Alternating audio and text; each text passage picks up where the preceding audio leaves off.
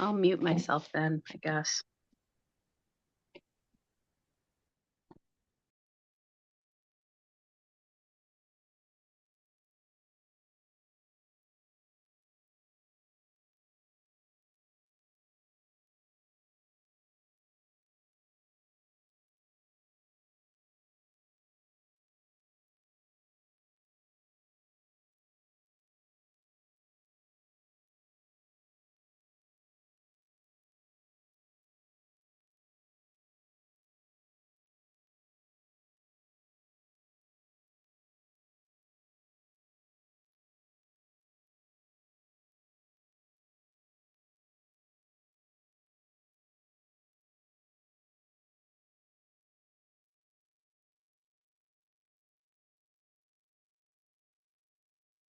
B52-25 and B53-25. My employer has prepared some of the documentation for both of these applications. Councillor McCabe? I have none. I have none to declare. Councillor Rankin? Yes, I have a conflict of interest in 2A as well, and because the outcome of the severance will affect my church of which I'm the clerk. Councillor Hearn? No. Okay. We get our technical issues sorted out? Yeah, okay. We'll move on to O Canada then. You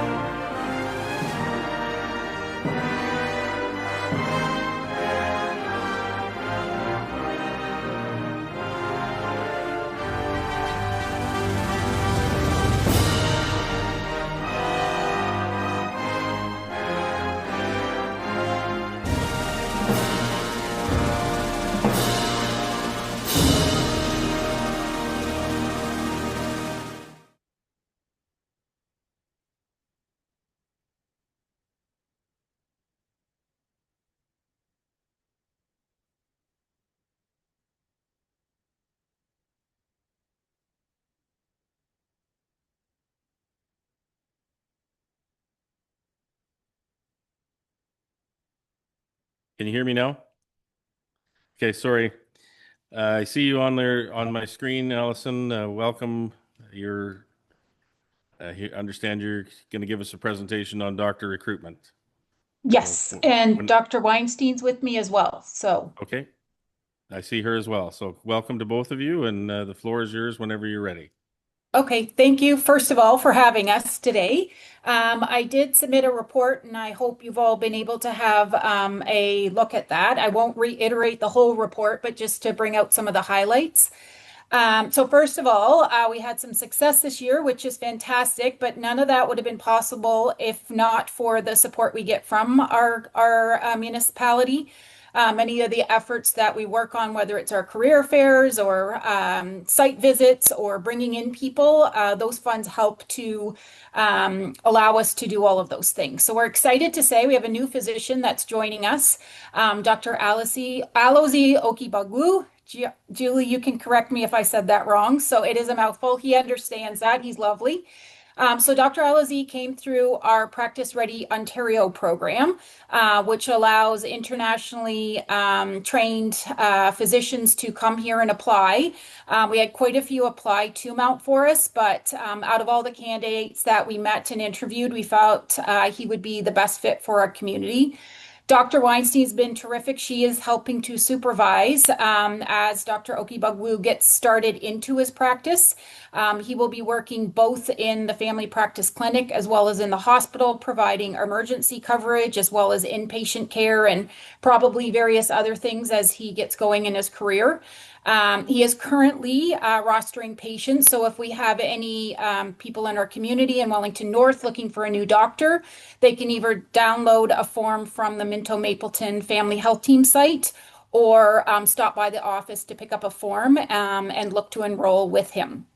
We're also been doing a lot of recruitment fairs. So I've been out and about in Ontario, Ottawa, Western, Hamilton, at all our medical schools, trying to, meet with as many medical residents who are in their last 2 years of training, just to talk about work opportunities that we have and learning opportunities in Mount Forest. Also been to Canadian conferences. We have the Society of Rural Physicians of Canada, so I attended that this year. And we also joined, I don't know if you remember last year, a group called the Ontario Physician Recruitment Alliance. So that is a community effort of recruiters from all over Ontario, and we join forces and we just share the cost to go to international career fairs right now. So especially in the US and UK, if you're, let's say, American trained and you want to come back to Ontario, there's no additional training that you have to do to come and practice in Ontario, which is great. We have a lot of Canadian residents that are training internationally. So right now we're just really trying to get out and educate as many people as we can to come back home, which a lot of them want to do. So I went to a career fair last year. It was a resident career fair. I had a few people at the booth. This year we had a lineup, which is terrific. So that means the message is getting out, not only of Canadians looking to come and practice here, but also Americans. So a lot more Americans this year that we were talking to, understandably. So there's a couple of fairs. There's one that focuses on specifically residents, and there's another fair that specifically focuses on physicians already practicing, but maybe looking to come back to Canada to practice. So that's good news there. We've also been doing a lot of outreach with our own medical trainees. So Mount Forest is a robust training site, which Dr. Weinstein can probably speak more to. So we have residents that come and train with us, what's called a core residency training spot. So for 2 years, they're with us training in family medicine. And we also bring in first year medical students for a week. It's called Rural Discovery Week. So they're from schools all over Ontario, and they come and they live and work with us for about a week to try out what rural medicine is like and just to get some community experience while they're here. And oftentimes what they do through their training is asked to come back to a rural site. Other initiatives we have on the go is just community site visits. Anybody interested in coming and looking, we would tour them around. We've upped a lot of our marketing, so we've got new booths and swag that we're giving out at our recruitment fairs. And every trainee or locum or physician coming to our site, we have a welcome package that we give to them just to make sure they're welcome coming into the community. Julie, I don't know if you want to say anything because I'm blathering on as usual. That's okay. I don't mind you. I don't mind you blathering. No, I think what I can add to that is that one of the biggest recruitment tools that we have is the access to the residents. And so the presence at any of those recruitment fairs and presence at other universities, medical schools is really, really important. Right now, in addition to Dr. Alozi, we have, I would say the recruits that we have are because of the residents who've come through here.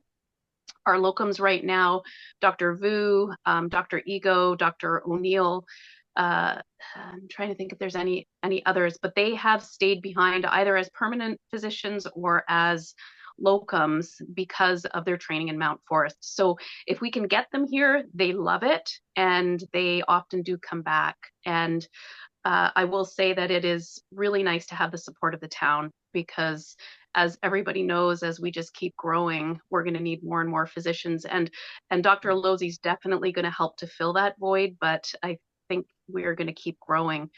So thank you to the town. I've been here for 8 years, and I think the support that we've had in all that time has been great. I probably wouldn't be here without the support that we had via Allison, via the town and the recruitment committee. So kudos and thanks again. Does anybody have And any questions for us? Oh, sorry, Julie. No, that's okay. All I was going to say was I don't plan to go anywhere. So Yay. Thanks. Any questions or comments from council? Councilor McCabe? Thank you, and through you, Andy. Good to see you again, Allison. I know it's been a while since we've actually been able to sit down and have a chat at the recruitment meeting. And I know a number of years ago, you used to have a training day where, you know, like anyone could go and get like a fake cast put on and stuff like that. Are we going to try and do that again anytime in the near future? Do you know, or do you think? Yeah, we can see a lot of that was halted because of COVID. That's a huge group you have to bring in because I think there was 20 medical students that we brought in. So this year we switched back to Rural Discovery Week. So it's just taking a smaller group of first year medical students and we have them for a longer period of time. So we have them for a week versus just one day.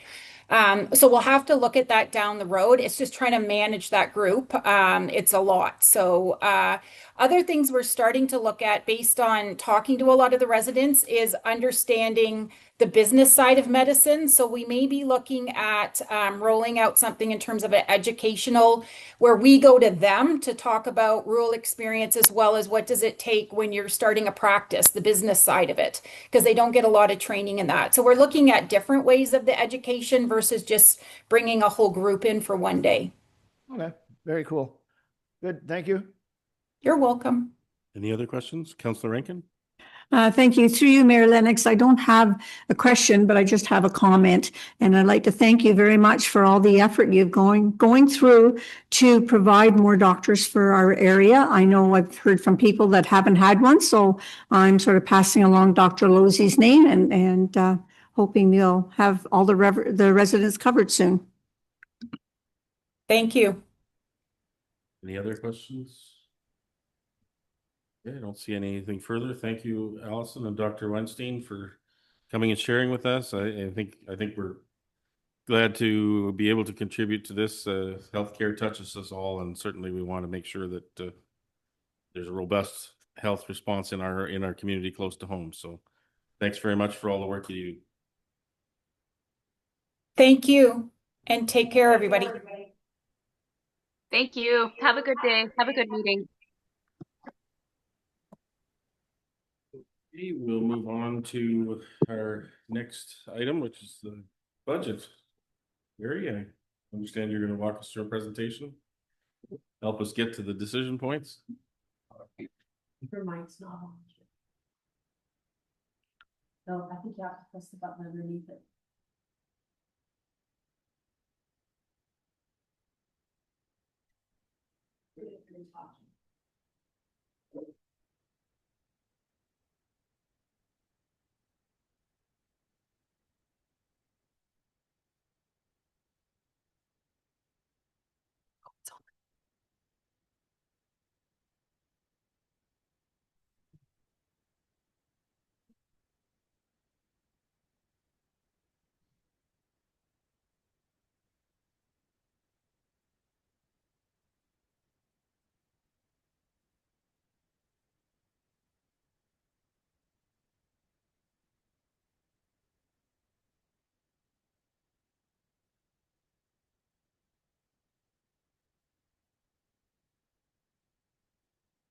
Ready? Whenever you're ready, Jerry. Good afternoon, Mayor and members of council. Pleased to be here again to present the second draft of our 2026 budget as prepared from staff on behalf of the Township of Wellington. Today's presentation will provide a recap of what we presented in the November 3rd council meeting, which was the operating budgets, the 2026 proposed capital plan, the reserve funds and debt projections towards that 2026 budget. The slide in front of you is a quick recap of our process. The aim of the budget is to provide a focus on the resources of the township towards delivering the values for all residents. This year, as indicated in the last presentation, we included a operating forecast for 2027 and 2028 to just help council improve visibility on their emerging projects and the levy decisions that they have to make. Process to date has been September 3rd, 2025. We had the distribution of all the budget templates to all of senior management team. Treasurer's meeting happened in between September and October, and we've had the first joint meeting November 3rd and a second meeting today, December 1st. Today's ask is for council to discuss the presented budget and provide a decision on the levy for 2026 to staff. With the process set, I'll transition to the assumptions driving the budgets. Similar to the last presentation, operating service levels are kept a status quo unless they were documented to council previously. This budget this year has cost pressures across various categories. Wage and salaries varies by department, varies by union and non-union employees. Employee benefits and payroll remittances, you can peg that at about a 4% increase year over year. Municipal insurance renewal is projecting a 5% increase for 2026, and a hydro increase is currently being anticipated to be about 3.7% for 2026 as well. We've received now updated numbers for inflation for construction price index for Q3, which is sitting at about 4.2%. The next slide looks at our conservation authority budgets. Prior to the budget, we received Grand River Conservation Authority and Maitland Valley Conservation Authority.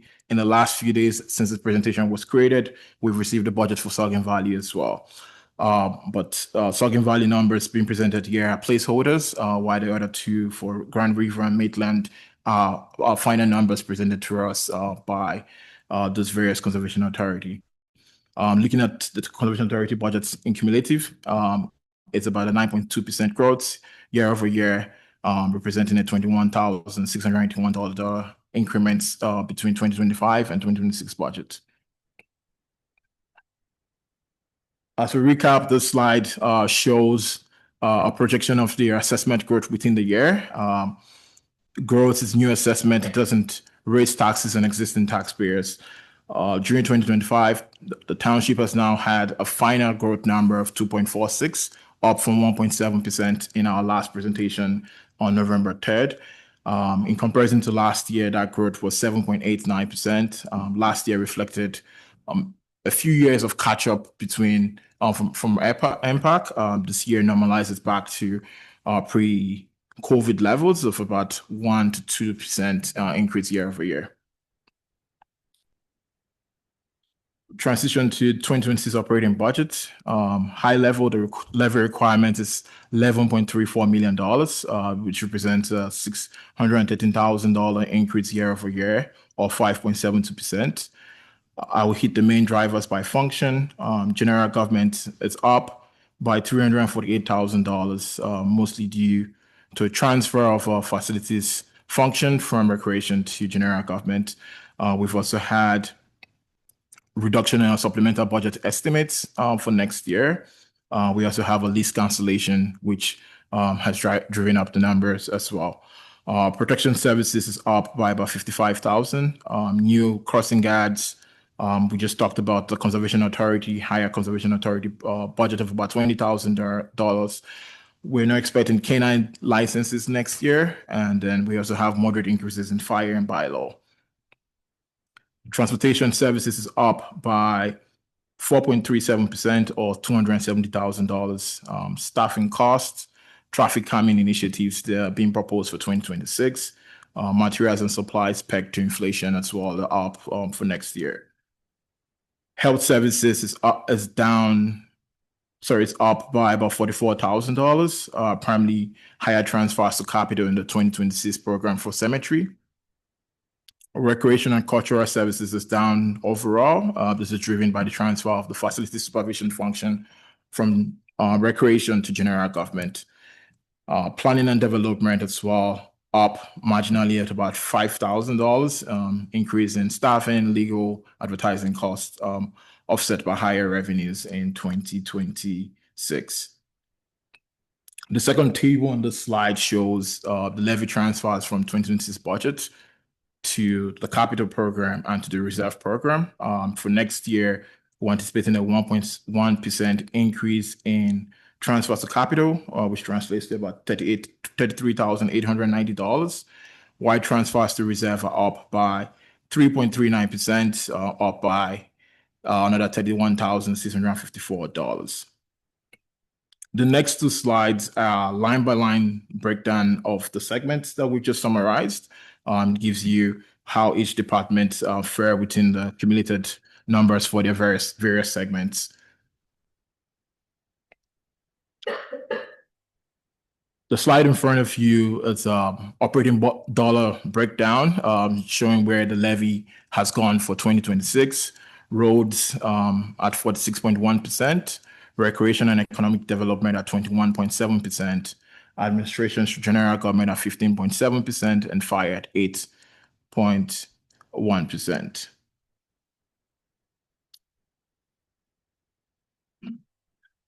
The next slide shows base case modeling of the levy suggestions for next year. The levy change is 3.26%, down from 4.13% presented in the last council meeting for the budget. This is made up by 5.72% gross levy pressure, offset by 2.46% assessment growth within 2025. This brings the household impact to $48.18 for the year, which translates to about $4 per month. This is also still based on the 2016 CVA assessment of $271,000 for a typical household in Wellington North.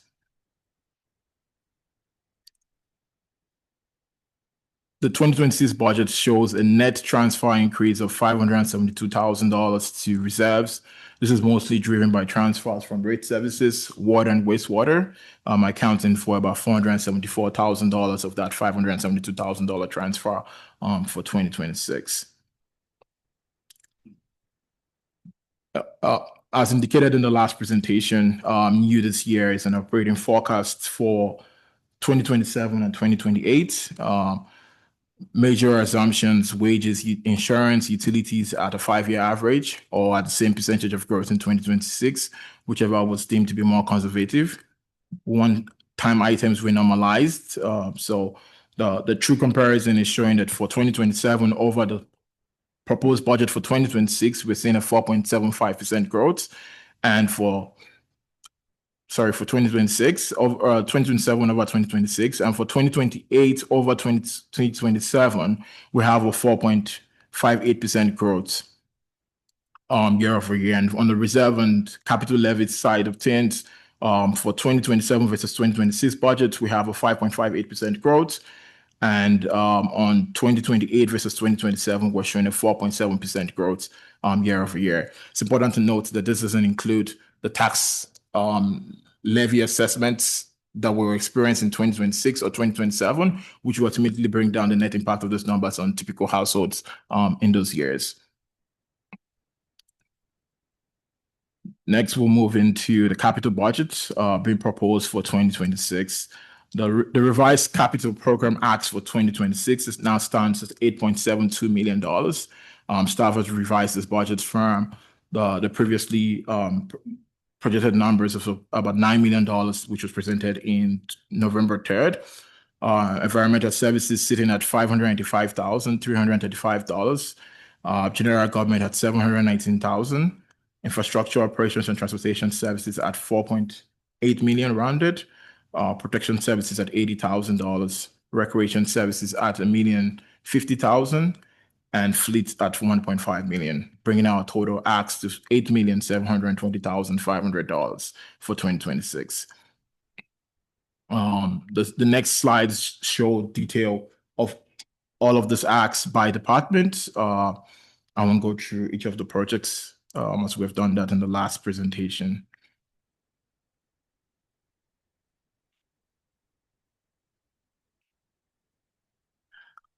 The next two slides are further summary of our 2026 capital program and utilized funding sources. I'll speak more to the revenue sources for 2026 capital program.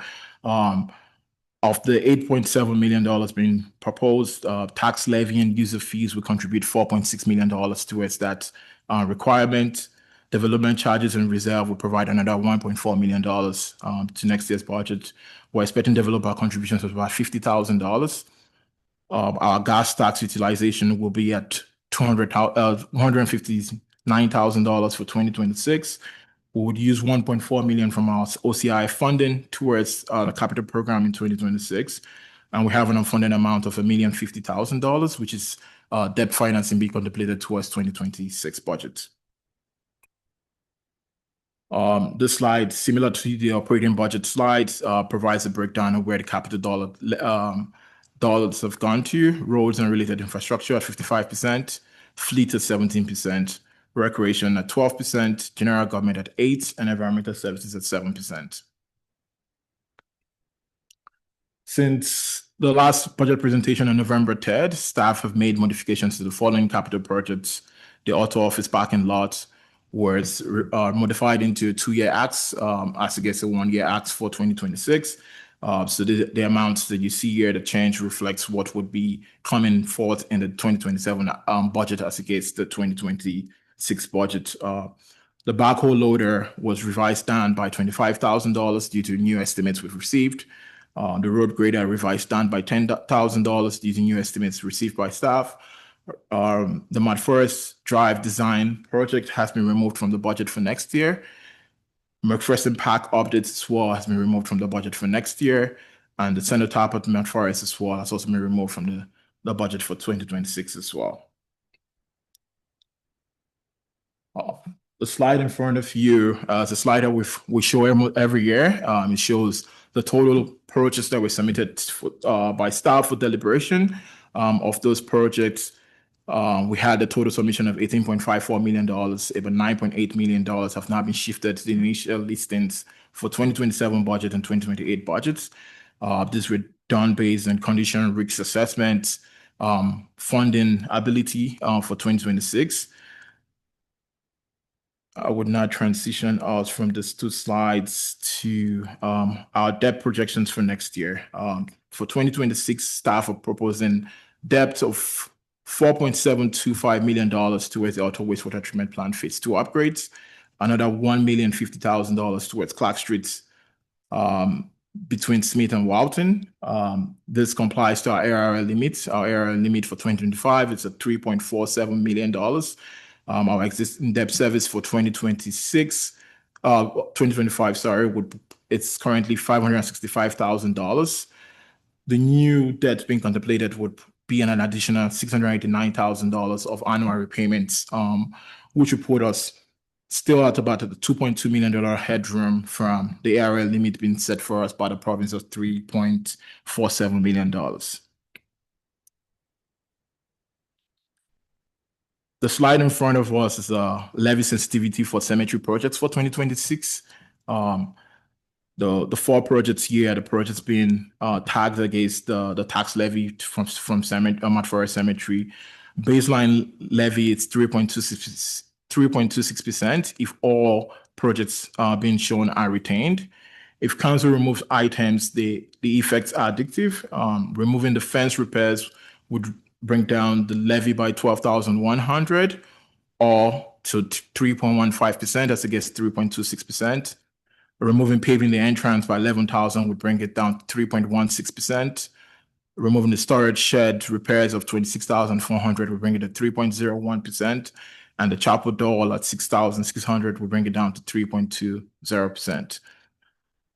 In transition, we need a direction from council on the levy decision for next year, and any feedback the council would want to provide to staff at this time as well. Thanks. Stop sharing screen. Okay, any questions from council? Iteration of the budget.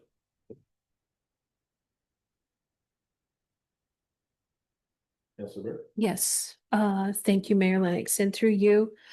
Just some comments with regards to the budget that we're seeing here.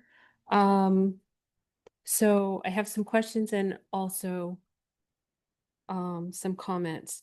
So under the general government, the demolition of the uh, Sacred Heart School,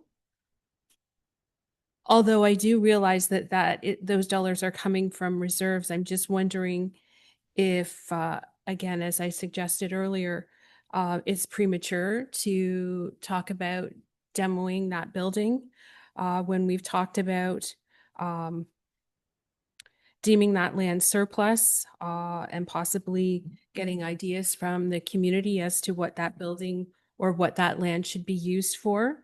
So I would much rather see those dollars be used to facilitate that type of process. And for the cemetery, I'm okay with removing the 11,000 for paving the entrance. But if we're looking at new equipment and further down in the agenda, we're looking at increasing the fees for the services there. I think we should be putting in some dollars to make sure that that property is up to standards. The IT projects, Jerry, are going to be moved to 2027 and 2028. True, Mayor Lennox. I guess I'll start with the IT projects. The IT projects are being phased in across different years. But what we have the listing for 2026, which are already contemplated within general government's budget, and we have the future years, which are for 2027 and 2028. Okay. Yeah. Can you refresh me? Can you refresh me on the details of what the IT projects are for? The IT project covers projects across both wastewater and water plants for SCADA upgrades, and also for cybersecurity measures across the township as well, and a few networks and switch replacements across the township as well. Okay. Can I continue? Go ahead. Okay. So under recreation, my question is with regards to the BIA downtown LED lighting. The BIA has $25,000 in their budget and we have 30,000. So I'm wondering why there's a difference, if it's cost sharing. Through you, Mayor Lennox. So yes, the budget that we've put aside for BIA lighting was going to be contingent upon some pilots that we were doing and final estimates from the BIA. So my understanding is that the pilot has been completed successfully and we're just awaiting those final cost estimates, but we have an upset limit of $30,000 that we've included in the budget so that if that project is approved by council, once we bring that back, we have the funding identified. Okay, I guess I'm just questioning why there's a $5,000 discrepancy, but that's. Through you, Mayor Lennox, I think we're just waiting for final numbers to confirm Okay. what we actually need. And then one last thing with regards to fleets, we're looking at 2 pickup trucks and 1 SUV. I guess I thought through the fleet management that we have that was a more staggered approach to that. We've got 2 trucks and 2 pickup trucks and an SUV. And I'm just wondering if one of those might be able to be deferred to another year. I'm not sure. Through your, Mayor Lennox, so using our fleet management policy, those were the vehicles that were identified and it's based just on kilometers and usage age of the vehicle. So that's what staff have identified and for consideration. If council has other thoughts, we can take that back and look at it again. Anything further, Councilor? Okay. Other questions, comments? That's okay. Thank you, and through you, Student Mayor Lennox.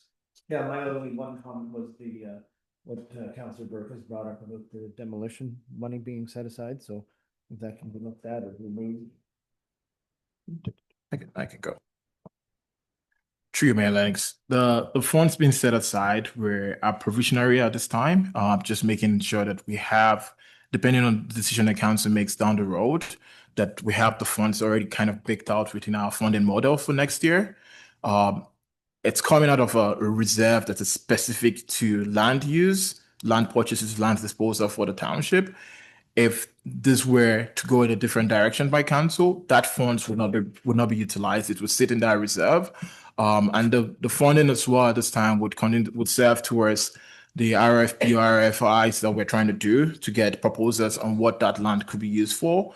But if council does decide to go ultimately towards a demolition, the funds are already earmarked towards that. But in any case, it would go back to the reserve or sit in the same reserve where it currently is if the decisions were different. Okay, thank you. Councillor Rankin? Uh, Thank you. Through you, Mayor Lennox. I also had a concern about the Kenilworth demolition, but thank you very much for the explanation for that. And the cemetery, I was wondering about the storage shed. It said repairs multiple. I'm just wondering if some of them could be deferred so it wouldn't be quite as costly this year. I realize at some point they all have to be done, but I'm just wondering for this budget if some of them could be reduced. And the driveway as well. I was just wondering if that could be reduced as well.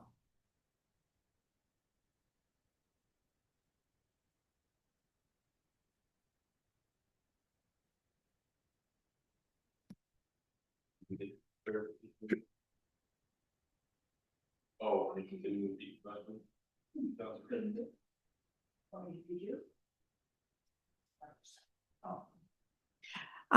I was wondering for the storage shed for the cemetery. It says repairs multiple. I'm just wondering if some of the repairs could be deferred to another year. I realize they all need to be done at some point, but because it seems to be costly, I'm just wondering if it's possible to defer some of them. And I agree with the driveway to defer it as well. Through you, Mayor Lennox. I'll try and take this one. We can opportunity defer portions of the work of the scope of work towards the shed repair, but it's just because of how the nature of the scope currently sits, having someone come out multiple years to look after that repair will ultimately end up costing us more because now they're costing more for their time as against having to do all the work at the same time when they're out there.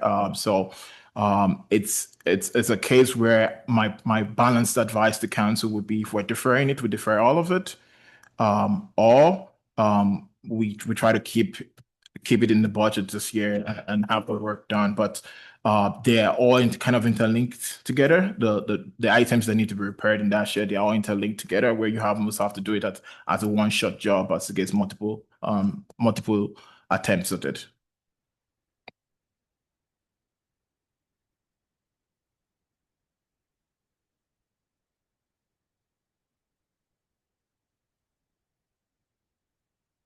Sorry, Councillor Hearn, did you have any questions?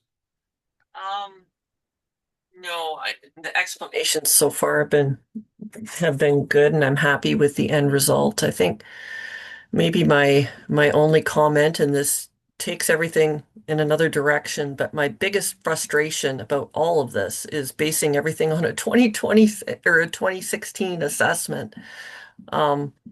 The whole premise of taxation is to have it fair and equitable, and I don't see how we can. Yeah. Anyway, is there any idea? Do we have any idea when assessments are going to be done again? Through Mayor Lennox, we had MPAC present to us in our last treasurer's meeting. The sense is that probably in the next 2 years, but ultimately the decision lies with the provincial government, and unless no one is able to fully forecast or estimate what their intentions are regarding their assessments. But both from MFOA and from the MPAC's perspective, we expect some movement in the next 2 years, but we'll see what that looks like. Wow, that's just ridiculous. I'm sorry, but I mean, how can we anyway? Sorry. Unfortunately, there's nobody in this room or on this call that has any influence over that.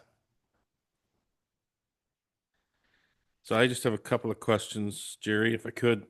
Um, Near the beginning of the presentation, you talked about the actual assessment growth year over year, and your graph illustrates really what my question is that, it's been stable, and then we saw this huge jump up and then jump back down. So I'm thinking it's probably a struggle to figure out what to budget for assessment growth in coming years as well. Have you got a forecast number of what you're suggesting that ought to be? You want to go first? Yeah, good. Okay. Through email links. The forecast is really based on the permits that we have outstanding. I know the county is currently doing some estimates, which they will share with us once they're done. But at this time, we do not have that baked into our numbers. What we're really just showing is cost pressures before the assessments go out. So when you see a 2028 increase of 4.58 over 2027, that is really our fully loaded costs. Whatever that assessment will look like, 1.5% or 2.5% would net that number downwards even further for our residents here. But we're trying to we're just starting out our process of forecasting forward. Some of the data sets is not really within our control, but we're working with all our partners to see how we can get a sense behind those numbers. Okay, thank you. Next question I had was with regard to the capital projects for the Arthur Arena. There's, if I read it correctly, there's still some dollars being set aside for that for this year, those change rooms, but then more dollars in future years. I'm just trying to understand the context of, if I understand that right, is the work that we're proposing to do this year will not need to be redone again in future years. True, Lennox. My understanding of the cost being proposed for this year's budget, and believe $95,000 is really for design. The true work would happen further down the road, and it's being proposed right now for up 2027. So this cost will enable the team to go about doing the design work towards that project ultimately. Okay, great, thank you. And then I guess my next question is really, I'd like to kind of go to members of council. I mean, I think over the last few years, I've kind of been a bit of a broken record, and I just want to find out whether I'm the only one on this topic, and that's the self-funding of the cemetery. I know in past years I've really pushed us to try to be cost recovery on our cemetery fees. We've ramped up rates. We've done a number of things. We seem to continue to be chasing it. If I'm the only one who's concerned about that, I'd like to know, and I'll just keep quiet, because it seems every budget cycle we go around, I keep raising this issue, and I'd really like some feedback from other members of council on this.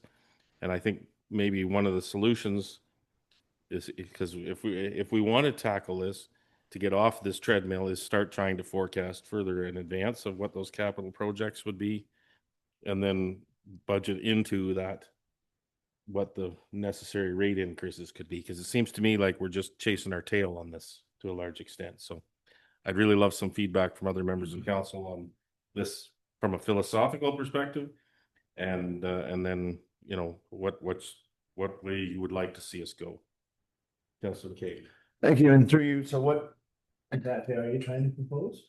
So under the municipal act, cemeteries can be fully cost recovery. They're not required to be funded from the tax levy, but we continue to fund from the tax levy significant improvements. Not that I think the improvements are bad.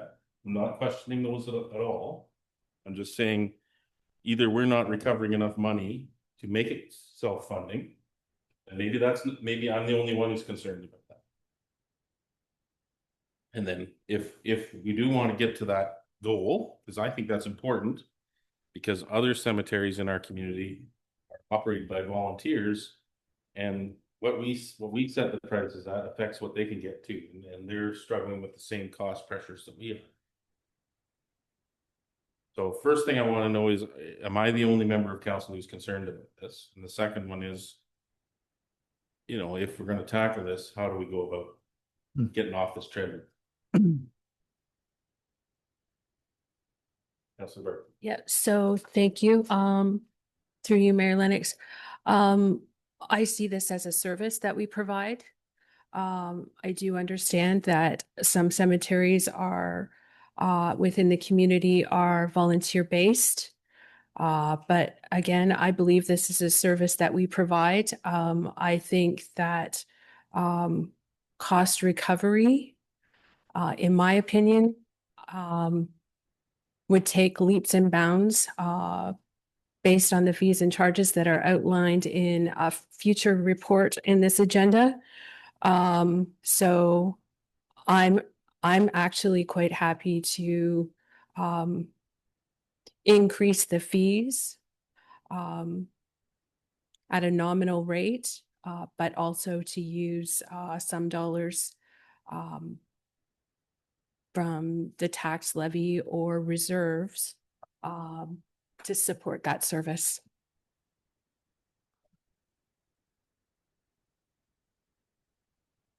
Okay. Thank you. Through you and Sherry, I agree with you. So if we put up the rate this year, can we put it up again next year so it's not one big huge hit at once? We set the rate, so it's up to us. I'm all right with doing a cost recovery. I don't think we should shock people too much though with a huge increase, but I don't know what that number would have to look like either to make it that it's fully cost recovery. I don't know what that percentage increase would be. I don't know that either. Yeah. It just seems every year we go through this. It'd be interesting to find that number out. Jerry, did you have? Yeah, Mayor Lennox, we don't have a number, but we have a council report that should hopefully come next council meeting from the clerk's department that speaks towards what cost recovery will look like and versus our existing fees. So that would provide council some additional data sets to make whatever decisions that you feel comfortable with regarding the levy. Thank you. Councilor Rankin? Thank you. I'm in favor of cost recovery eventually, not within the next budget, but within several years, do it gradually so it's not such a burden on the taxpayers. I know before I was in favor of having the township pay for extra hours for grave sites on the weekends, and I'm very happy that, you know, for us to do that. And I feel that if you it's unfortunate that when you have to increase it, that every citizen is going to be paid for it, which may not be using it eventually. However, I am in favor if you can do it gradually over several years. Okay, thank you. Councilor Hearn? I'm sorry. In favor of moving towards a cost recovery model. Okay. Thank you. So, granted, I realize we're not there yet, and we have made some strides towards that goal. And I'll try not to be a broken record about it. But sounds like we got some more information coming our way with regard to this as well. So, I guess what we're being asked to do today, and I've heard it suggested from a couple of members of council to take out the paving of the driveway. I guess I'd like to hear from other members of council whether that's the extent of what we wish to defer, or whether we agree that that's the item to defer. Councilor McCabe, do you have any thoughts? Excuse me, yeah, through you, Mayor. Going back to just the shed, storage shed, I think that makes sense to do it all at once, like you were saying, Jerry. I'm all right. I don't know how rough that entrance road is, to be honest. I haven't been up that way for a little while. I don't know how bad it is. But if we could push that off for another year, that I'm probably going to be all right with that. Okay. Councilor Hearn, did you have any further thoughts? Not really, no. Okay, thanks. So Councillor Burke, you proposed to take out the driveway, and I think I heard Councillor Rankin supporting that. Yeah, I'm happy to take that out because I think if we're just doing a portion, then maybe we, at some point, there may be other pieces that need to be paved or reconstructed out there. So I'm happy to take that out. I think the storage shed is important to stay in, specifically if we're buying new equipment that's going to be stored out there. That shed needs to be secure. Councillor Rankin? I just had a question about the fencing. The fencing that needs repairs, is that visible to the public? Oh, okay, then that's necessary. Yeah, through you, Mayor Lennox. I believe the fence repairs have been in previous budgets. And it's the wrought iron fence that's up by the road, if I'm not mistaken. Okay. Okay. So I guess we kind of hammered out the cemetery piece. Any further discussion with regard to the tax levy being suggested? That would get us to what, Jerry, with that driveway removed? I know you have it on the slide there. I just can't remember the number. Yeah, through Mayor Lennox, removing the driveway would bring us to 3.16% for the year. So right now we're at a proposed of 3.16, open for discussion about where we are with that. Councillor Rankin? Oh, we started off with over 4, and we had said that we would like it down to 3 or almost 3. So I think you've done a very good job, and I'm happy with the way it is now if the driveway comes out. Okay, thank you. Councillor McCabe? Excuse me, I would echo Councillor Rankin as well with taking the driveway out and then keeping it down to 3.16. I think it's equitable, and I mean, we still have to get work done on the township year after year. So I mean, we can't not have any increase, unfortunately, but I think I can defend this number of 3.16. Okay, thank you. Councillor Bird? Yeah, I proposed around 3%, and I think that we've done a lot of work between council and staff to get it to a reasonable tax levy for 2026. Okay, thank you. Councillor Hearn, did you have anything you want to add? No, I'm happy with the 3.16. I think staff has done a really good job getting that number down for our residents. Okay. Is there any further direction you need, Jerry, at this time? Through Mayor Lennox, not at this time, yeah. We need a direction to bring back a bylaw for the next council meeting, actually. I think we're seeing a pretty strong consensus to be able to do that. Okay, so we have a recommendation here that the Council of the Corporation of the Township of Wellington North receive report TR 2025-13, being report on the Township of Wellington North 2026 operating and capital budget, and that council provide direction regarding the tax levy increments for 2026, which I think we've already done. Moved by Councillor McCabe, seconded by Councillor Rankin. All those in favor? That's carried. Thank you. We're on to the report with regard to the mayor's charity bond spiel. So we have a recommendation here that the Council of the Corporation of the Township of Wellington North receive report C&ED 2025-43, being a report on the 2025 mayor's charity bond spiel, and that council supports staff continuing to organize and deliver the mayor's charity bond spiel in 2026. Did I get a mover and a seconder? Councillor Rankin, Councillor Burke, thank you. Any discussion? All those in favor? That's carried. And I think we have an announcement to make with regard to the proceeds of the 2025.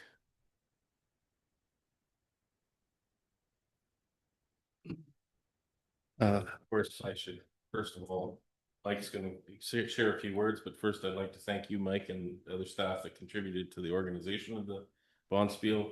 I think all that attended had a good time, and I know there's a lot of work goes into getting things organized and getting sponsorship. So again, thank you very much for all the work you and others have done on that. Thank you, Mayor Lennox. It's actually one of the more enjoyable things we get to do. So we don't mind doing it at all. As you said, yeah, we have an announcement to make about this year's bond spiel. Due to the support of all the curlers, the sponsors, if you want, I can go through all of them as well. We were able to raise $10,245 for the new Mount Forest outdoor pool. So I'll just give a quick rundown of our sponsors. 88.7 The River, once again, was our presenting sponsor. The Arthur Curling Club hosted us. Coburn Insurance sponsored the lounge. Associated Paving sponsored the Beat the Mayor contest, which proved to be very difficult throughout the day. BM Ross and Associates sponsored lunch. Quality Homes sponsored the breakfast and coffee and snacks. We had great response for our sheet sponsors. Derek West at Desjardins Insurance, Viking Surveys, Walker Industries, the Ontario Bean Growers, Cover Ups Flooring, and Teeswater Concrete. Mark Apparel and Mount Forest sponsored the prize that everyone got once again, which seemed to, I've seen them around quite a bit, so they seem to be a hit.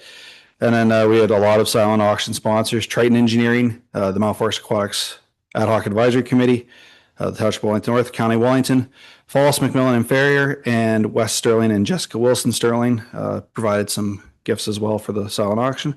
So we have 48 curlers over the 2 draws. Darren Jones and his team won the early draw. And Coburn Insurance won the late draw in the overall spiel for the 2nd year in a row, which, as we learned, made history that day. So there we go. And then just a little fun fact, through the 3 Mayor's Charity Bond spiels so far, a total of $22,755 has been raised for local youth groups, programs, and initiatives.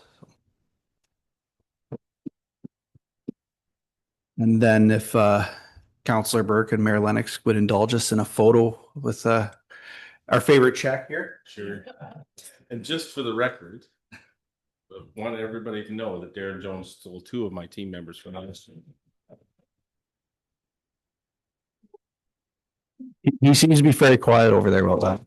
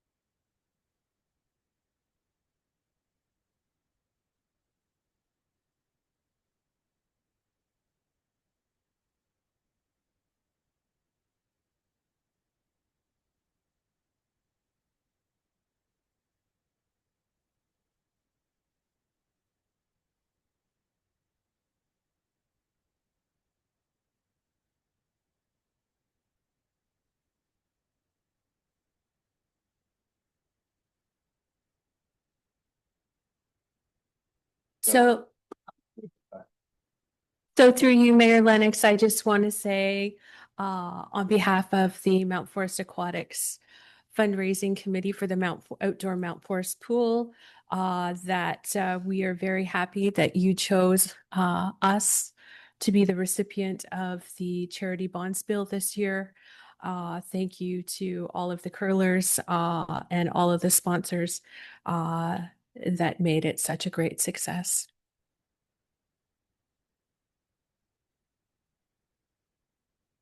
Thanks, Councillor Burke. And certainly these have been focused on youth activities, and we hope that the Mount Forest outdoor pool becomes a focal point for youth in Mount Forest for years to come. So with that, we'll move on to the next item on our agenda, which I think is adoption of the minutes of the council and public meeting. So I have a recommendation that the minutes of the regular meeting of council held on November 17th, 2025 be adopted as circulated. Moved by Councillor McCabe, seconded by Councillor Rankin. Any questions or comments on those minutes? All those in favor? That's carried. Thank you. I don't think we have any business arising from previous meetings today. We'll move on to identification of items requiring separate discussion. And pulled out for separate discussion today, we have item 2A, 4A, 5A, 6A, 7A, and 9A. All the A items this time.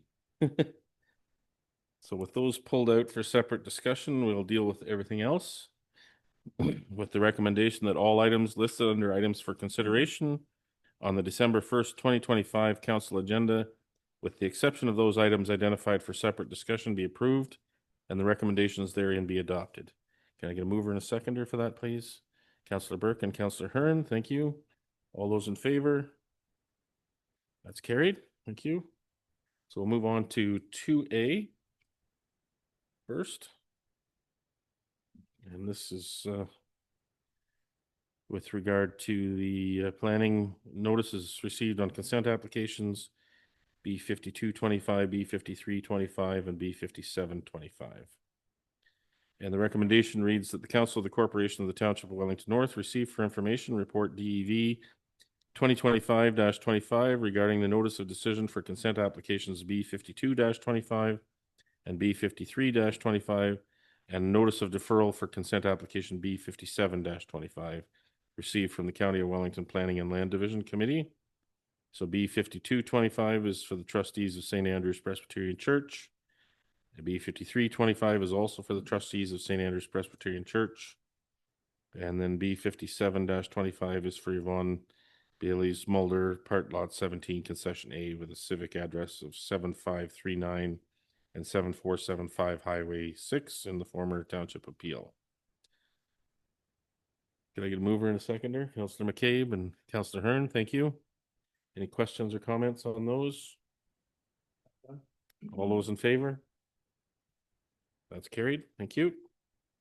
Move on to 4A. This is a community improvement plan. We have a recommendation that the Council of the Corporation of the Township of Wellington North receive report C and ED 2025-44 on the Hair by Trina Community Improvement Plan application, and the council approve a facade and signage improvement grant in the amount of $285.50 to Hair by Trina for new business signage. I got a mover in a second. It's Councillor Burke and Councillor McCabe. Thank you. Questions, comments? Councillor Burke? Yeah, so through you, Mayor Lennox, I just always like to highlight this program just so that folks that haven't applied, that maybe are considering applying, do that. I think it's important to note that in the report, it says we've conservatively estimated in partnerships at over $4 million to help with the improvements within our community. So I think that shouldn't be taken lightly, and encourage folks that are thinking about, doing some improvements to their building to apply, and continue to beautify our downtown cores. Thanks, Councillor Burke. Well said. Any other questions or comments? All those in favor? That's carried. Thank you. We'll move on to 5A. This is in regard to the fees and charges bylaw updates. We have a recommendation here that the Council of the Corporation of the Township of Wellington North receive report TR 2025-12, being report on the 2026 fees and charges bylaw updates for various services. And the council directs staff to proceed with the updates to reflect the changes outlined herein for the 2026 calendar year, and further that the mayor and clerk be authorized to sign the bylaw. Can I get a mover and a seconder, please? Councillor Burke, Councillor Hearn, thank you. Questions, comments? Yes, through you, Mayor Lennox. The first comment I would have is that I would like to see Schedule C with regards to the cemeteries removed at this time, based on the information that we understand that there is a report coming from the clerk's department on cost recovery. As I actually have a lot of questions based on the information that's here on why the rates aren't not increased at a consistent percentage. So I'd like to see that removed. And there are some other fees that I noticed that jumped a Still, little. still Schedule C or? No. So in Schedule F, it says a zoning amendment is gone up about $309, and I'm just wondering why such a jump when everything else seems to be relatively minor, except for Schedule C. And I'm not sure who to direct that question to with regards. Volunteering. So whenever I looked at the fees, I did a 3% increase across the board. Some fees in there, just for ease of use for applicants in the township, we left at an even number. And then deposits, we didn't change at all because that's a deposit that gets returned. So it's not municipal income. Thank you. Welcome. And I guess I'll ask if we can make a minor amendment to remove Schedule C. Okay, so I guess my question to staff is, we're at the 1st of December. I assume these are to be implemented to January 1st. Do we still have time to pull Schedule C out and deal with that at our next meeting? Mayor Lennox, we need to put out a 14-day notice before we can pass fees and charges bylaw. We need a base rate for January 1st, 2026. Between now and the next council meeting puts us at probably just about 14 days. So if we put a notice out tomorrow, maybe we might be able to bring back something in December 15th. But regarding cemeteries, I also would like to caution you a little bit that some of the major stakeholders towards the cemetery reports, we still have to work some things out with them to be able to get all the information we need to back up that report for next council meeting, if that's the direction the council goes. Okay. So I'm just trying to think through all of that. So if we were to remove that schedule, then we'd have to deliver a new notice. 14. I just want to make sure I'm understanding. We'd have to have a new 14-day notice, which would put us like right at our next meeting. And then we'd be, if not then we'd be into the new year for sure. Is it the same if we were to pass it today and amend it? Could we amend it the next meeting without that notice period? If we pass it today, we still need a 14-day notice to amend it. But if we decide to remove Schedule C today, the existing rates would stay in effect through next year. I believe that's the sequence. The existing rate will stay scheduled through next year, but the increments is what won't be able to move forward if we remove Schedule C today. We won't have a new rate for January 1st, but just existing rates we had in 2025. Unless we choose to amend it again partway through the year. Correct. Sorry to kind of jump in on cemeteries, but rather than removing Schedule C, if you defer Schedule C, then no new notice would be required per the act, and you could deal with that later without notice. So passing the rest and just simply deferring Schedule C. Yep. Thing twist. Live with that.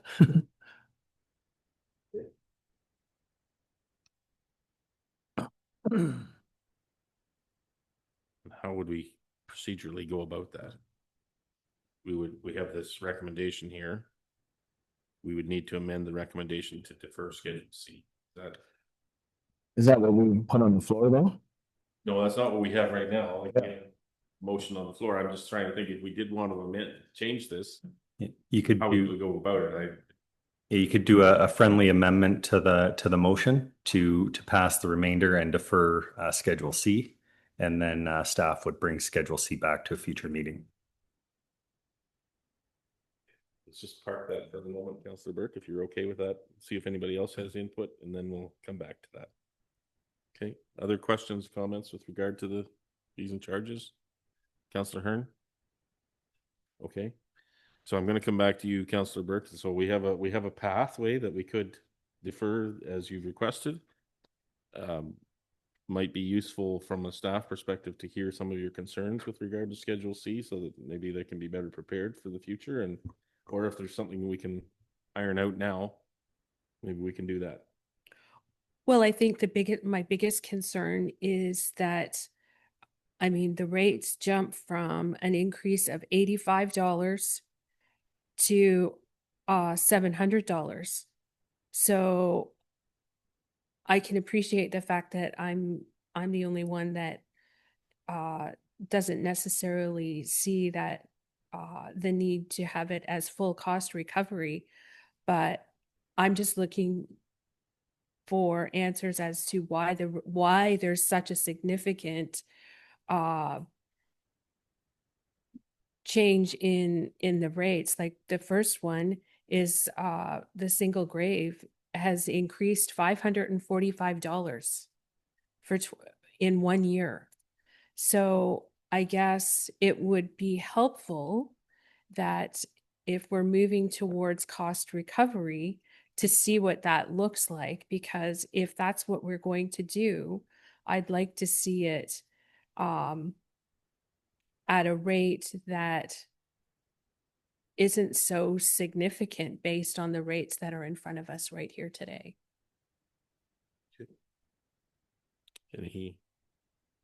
Any other discussion with regard to that? I have none. Okay. Okay, so it's just the pace of the change that's really the core of your concern, Councillor Burke. Yes.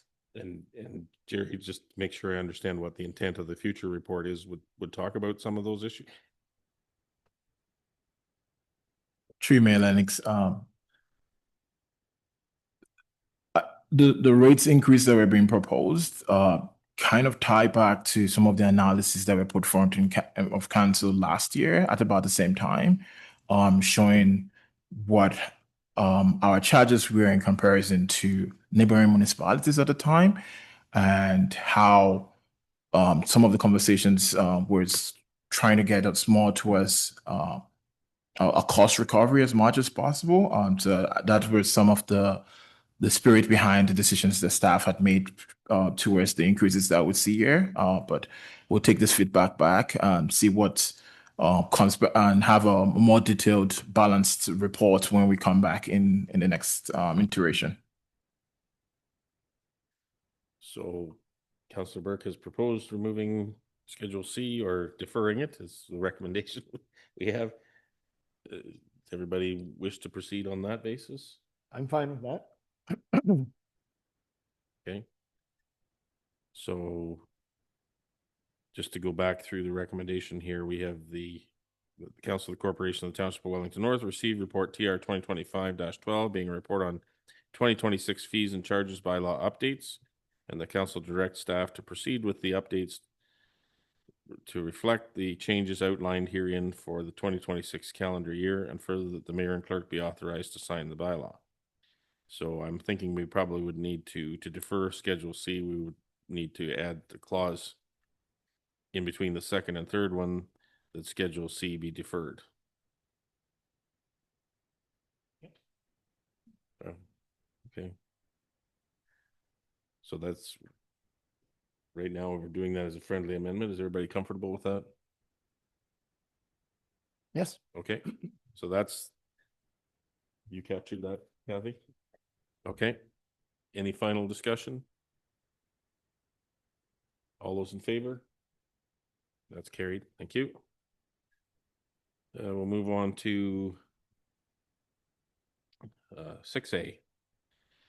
We have recommendation that the Council of the Corporation of the Township of Wellington North receive for information report INF 2025-21, being a report on Mount Forest Southeast drainage. Could I get a mover and a seconder for that, please? Councillor McCabe and Councillor Rankin, thank you. Any questions or comments on this one? I know that I asked to have this one pulled out, so I'll just go ahead and start. Thanks for the report. I just wanted to, I'm happy with the direction. I'm aware that some of the residents feel a level of urgency around this issue that and may want to just make sure that we're comfortable that we're going to continue to monitor the situation and be prepared to respond to any adverse situations during snow melt or flooding in this location while we continue to study and come up with the best solution for this process. Do you want to tackle that one, Brooke? Through you, Mayor Lennox, yes, staff will be continuing to monitor the area. We also are looking to work with our emergency management crew or fire specifically around notifications that we may be able to make available to residents, depending on weather conditions. But we continue to work with the township engineers and the engineer resources that we have in the area to look at the actual solutions in place. So we are fairly confident that they should be working as they were designed at this point. And then as we go through the study, we'll be able to look at further solutions that might improve drainage in that area overall. So that is the intent, is to develop the study that can be brought back to council for recommendations that look at the area as a whole. So by taking the time and making sure that we implement the best solution, even though it may not be what some of the residents want, it should provide a better overall outcome for the long term. Okay, thank you. Any other questions or comments? All those in favor? That's carried. Move on to 7A.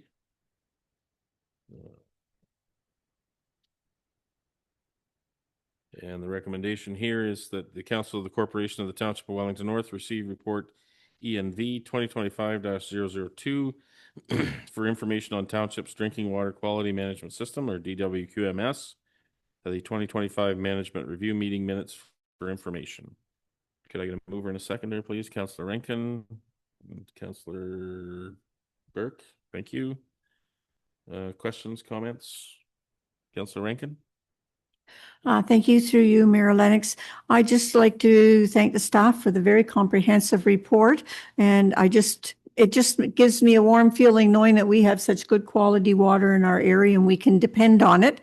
I had a comment about the multi-leg water tower that some residents might feel is historical or heritage. I'm just thinking when the time comes to for its demise, if the residents feel really strongly about it, is there any way a picture of that could be painted, maybe on the new water tower or somewhere in the town, just to keep it prominent? I'm not sure who to direct that one to. Sorry, Corey? Did you want to tackle that one? Or Brooke, go ahead. Through you, Mayor Lennox, I think the historical and heritage value of the multi-leg water tower is certainly recognized by staff. There have been discussions and about the value of that from a community perspective, and we recognize that it's certainly a community icon in the town of Arthur. So I think that any further opportunities to commemorate that would be discussed with our council and I'm sure with our cultural roundtable and any other community members that have an opinion. We do not have a process for that at this time, but I think that's something that we can keep in mind as we look at this project. Councillor Rankin? I was just thinking while you were speaking, I hadn't, other than putting it on the new water tower, I hadn't really thought of anything, but I just thought now it might make a very nice mural on the side of a building. And just as a very personal aside, well, I was gifted a work of art related to the multi-leg water tower as a result of my stint as county warden. And I was thinking that I would probably like to donate that to the municipality at some point if there is a location where it could be displayed appropriately, whether it be here or some other location. Any other questions or comments? Councillor McCabe? I was just going to say, with the regards to the multi-leg, I think, yeah, there'll be a lot of people in Arthur wanting to have their voices heard about this. I think it'd be great if we can somehow save it or do something with it instead of just taking it down. Yeah, and I think Corey probably can provide more context, but I think one of the challenges with it is once there's no longer water in it, it doesn't have the weight to continue to stabilize the structure. So it becomes a challenge to maintain a structure like that unless it's actively being used. Anything further on that one? All those in favor? That's carried. Thank you. And that brings us to 9A. And we have a recommendation that the Council of the Corporation of the Township of Wellington North receive the correspondence with resolutions regarding proposed changes to the conservation authorities from Asawal Bayfield Conservation Authority dated November 20th, 2025, Stormont, Dundas, and Glengarry dated November 17th, 2025, and Essex Region Conservation dated November 19th, 2025. Can I get a mover and a seconder? Councillor McCabe and Councillor Rankin, thank you. Questions, comments? Councillor McCabe? I have a few comments, and I'm probably well known. This whole fiasco with the conservation authorities and the proposed new areas, it's mind-boggling to me. I don't know how here on Superior, where we are located with the SVCA in Maitland, we have no geographic, I guess, comparison to Thunder Bay. And I just don't know how that's going to be managed. I don't know how, with all the conservation authorities that are are within that here on Superior proposal, I don't know how you can consolidate all of them and still have municipal people on the ground on the boards. And to put it into context, the here on excuse me, Superior proposal, it's actually about the size of Sweden land-wise when you put it to think of it that way. So I have no idea how they're going to do this. I would support these comments from the other municipalities. And I think we're putting our own comments forward. And I would recommend any of councillors go to the commenting website on the announcement. And I think it's up until December 12th or 22nd. It's the 22nd, right? So I would encourage you to voice your opinion on the proposals for the EROs. Thank you. One of the things that's not clear to me, and maybe somebody can help me understand, is in this proposal, so that it's largely being driven by the development process, is my understanding. Then what happens to, and who becomes responsible for things like flood mitigation and management, floodplain management, and those types of things? Because those are, they may not be the hot topic of the day, but those are vitally important. So if I can shed a little bit, there's not a whole lot that actually should be changing, like with the category 1 and category 2, which is mandated by the province. But they said that a lot of the CAs, general managers, and managers will be on the front line. So there'll be no kind of overhead from Saugeen Valley Conservation Authority anymore. And it'll be, excuse me, the Huron Superior will be consolidated. I don't know where that office will be, whether it's in Newmarket or Thunder Bay or I don't know. So that's changing, and they are streamlining a bit of stuff, which is actually all right. But I don't understand adding another layer of bureaucracy on top of what Conservation Ontario does already, and then you have another layer above them. So not really sure what the outcome is. On the 12th, I'm going down with Mayor Dave Turton down to London to find out more, I guess I should say. So I will find out more and I'll get back to you. It seems to be changing quite a bit. Councillor Hearn, and I know you sit on the GRCA, and that's in a different Lake Erie grouping. Any different input you've had from your colleagues at GRCA?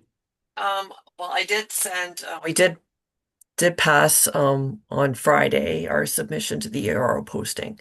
And GRCA, yeah, we do have concerns with regards to flood mitigation and a whole lot of other things, but they did provide an alternate model that they were hoping that maybe the province could consider instead of, going down to 7, to at least base it in the source protection regions.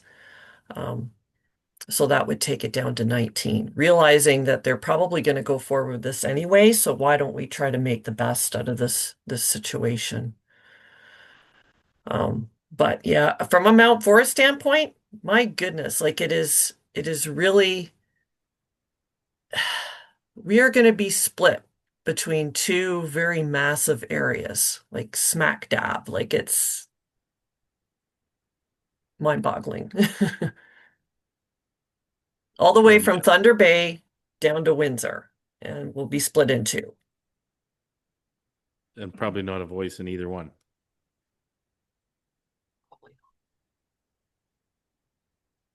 Okay. Councillor Rankin. Thank you. I have a question that will probably not be able to be answered today. I have two, actually.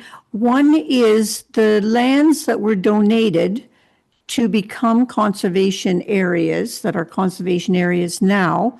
Was there any clause in any of those donations to state whether this would be allowed, whether the land would revert to something else if it was going to be taken over? I'm just wondering if anybody has looked at that. I think you're right that nobody can answer that question today. Okay. Can I jump in on this a little bit? So as I understand it, donated land to a conservation authority can't be taken out. It cannot be taken out. So like it's permanently in the conservation authority. Yeah, it's in perpetuity, donated, and it can't be developed, I guess I should say. Because that was my next comment. All the letters that we have in our package, they all look at it a different perspective and focus on different, which is great, and I agree with them all. But if this Bill 68 goes through, and is there any possibility in the future of the province developing any of these lands for building? Because you have no local representation from the conservation areas. You have no local MP or MPPs that are going to be allowed on the board. So it's strictly the province making decisions. So I'm just wondering, and if you said that the lands that have been donated cannot be built on, I'm just wondering if the province may be looking at some of those lands to develop. It wouldn't surprise me. Sorry, through you. Go ahead. It wouldn't surprise me. And then to touch on another topic within the conservation authorities is the provincially mandated reserves that each conservation authority has as well. And we're wondering what's going to happen with that money that's kind of in the bank that our townships, our taxpayers pay for. And is that going to be literally stolen from us? So we're not sure on that one. But land wise, as far as I understand, you can't develop on donated land. Complicated project. Anything further on this one? Okay, all those in favor of the motion to receive it? That's carried. Thanks.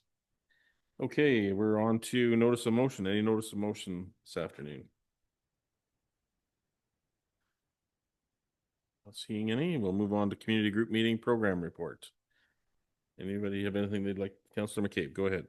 Thank you. And through you, we had our the Wellington County Farm Safety Association that I sit on. We had our kind of annual Christmas supper, I suppose I should say, and update with that.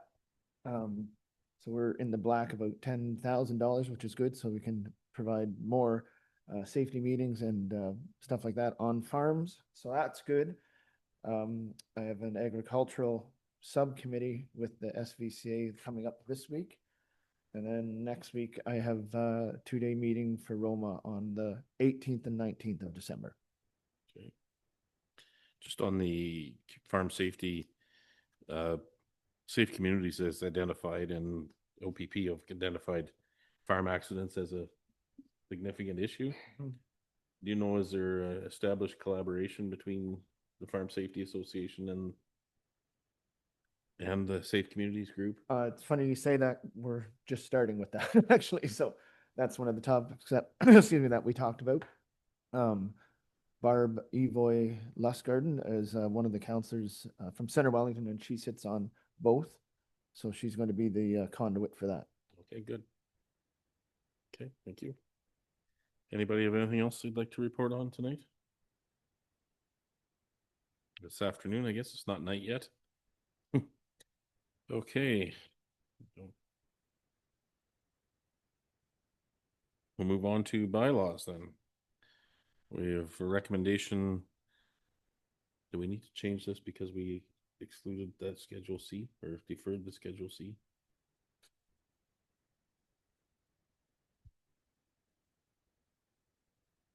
Coming to the next meeting, isn't it? Is it? Okay. Okay. Okay, so we don't have to deal with that. Right. All right, so we have a recommendation here that bylaw number 76, 77, 78, 79, 80, 81, and 82-2025 be read and passed. Moved by Councillor Burke, seconded by Councillor McCabe. Any discussion on any of those? All those in favor? That's carried. Thank you. We'll move on to our cultural moment. Remember, celebrating Jack Johnson.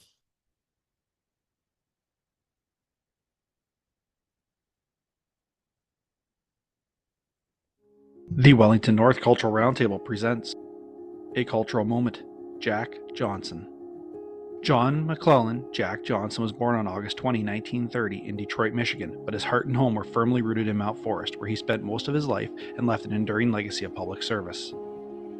Educated at Ryerson Polytechnical School, Johnson began his career as a retail merchant, building strong ties to the people and businesses of Mount Forest. In 1951, he married Marie Lynn Marnie Johnston, and together they raised 3 children while actively contributing to the social fabric of their town. Known for his approachable nature and dedication, Johnson quickly became a trusted figure in local affairs. His political career began at the municipal level. From 1968 to 1973, Johnson served as a councillor in Mount Forest, followed by 2 years as mayor. In the 1975 Ontario provincial election, Johnson was elected as a Progressive Conservative MPP for the newly created riding of Wellington, Dufferin, Peel. Over the next 15 years, he represented his constituents with integrity and consistency, winning re-election in 1977, 1981, and 1985 by increasing margins. When the riding boundaries changed in 1987, Johnson continued his service as MPP for Wellington, securing another victory before retiring from politics in 1990. During his tenure at Queen's Park, Johnson served as a backbench supporter of the governments of Bill Davis and Frank Miller, contributing to policies that shaped Ontario during a period of economic and social transition. Though never appointed to cabinet, Johnson's influence was felt through his steady advocacy for rural communities and his commitment to fair governance. After leaving elected office, Johnson continued to serve the province. In 2003, he was appointed to the Alcohol and Gaming Commission of Ontario Board of Directors, a role that reflected his reputation for integrity and sound judgment. Jack Johnson passed away suddenly at his home in Mount Forest on June 25, 2009, at the age of 78. His wife Marnie had predeceased him in 2008. In recognition of his decades of service, a section of Highway 6 between Mount Forest and Arthur was officially dedicated as a Jack Johnson Memorial Highway on September 25, 2015. This tribute stands as a lasting reminder of his contributions to Wellington North and the province of Ontario.